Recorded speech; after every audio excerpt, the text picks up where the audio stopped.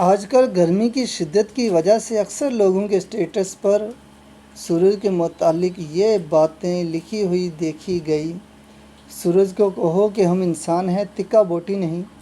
کاش سورج کی بھی کوئی بیوی ہوتی جو اسے کنٹرول کرتی۔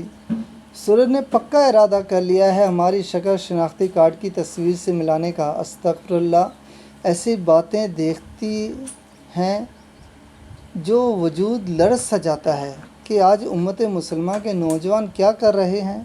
کیا ہم اس قدر غافل ہو چکے ہیں کہ کشمیر، فلسطین، شام، برما، سوڈان، غزہ اور رفح کے زخموں پر مرہم رکھنے کے بجائے اللہ کی تخلیق میں استہزاء کریں؟ سورج اللہ کی تخلیق ہے۔ اللہ تعالیٰ سورج کے بارے میں سورہ نبا میں فرماتے ہیں: وَجَعَلْنَا سِرَاجًا وَهَّاجًا، اور ہم نے بنایا اس کو چمکتا ہوا چراغ۔ واللہ کس قدر خوبصورت مثال ہے۔ اللہ تعالیٰ سورج کو چراغ سے تشبیہ دے رہے ہیں۔ ایک جگہ اور سورہ نوح میں ارشاد فرمایا: وَجَعَلَ الْقَمَرَ فِيهِنَّ نُورًا وَجَعَلَ الشَّمْسَ سِرَاجًا۔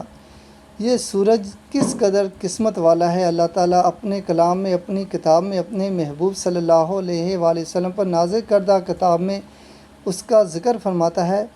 سورج کی قدر و قیمت اس ممالک کے باشندوں سے پوچھیے جہاں کبھی کبھار بھی نظر نہیں آتا۔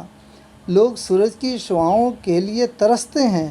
سردیوں میں ہم سورج کے لیے ترستے ہیں اور گرمی میں ہماری چینخیں آسمان تک پہنچ رہی ہوتی ہیں۔ ذرا ہم اپنے اعمال کی طرف نظر اٹھا کر دیکھیں، ہمارے اعمال کیسے ہیں؟ کون سا گناہ ہے جو ہم میں نے نہیں پایا جاتا؟ اس کے باوجود رحمت للعالمین صلی اللہ علیہ وآلہ وسلم کی اپنی امت کے بارے میں آہ و زاری کی گئی دعاؤں کی وجہ سے ہم عام عذاب سے محروم ہیں، لیکن اس قدر سورج کی تپش سے اس کے باوجود ہم پریشان نظر آتے ہیں۔ بروز حشر تو یہ آگ برستا سورج ہماری سروں پر ہوگا۔ جہنم کی آگ چہروں کو جلسا دینے والی ہے۔ خدا را اللہ کی تخلیق میں اس قدر گھٹیا مذاق کر کے اللہ کے غصے اور غضب کو دعوت مت دیں۔ اللہ رحمت للعالمین اس امت پر رحم فرمائے، آمین۔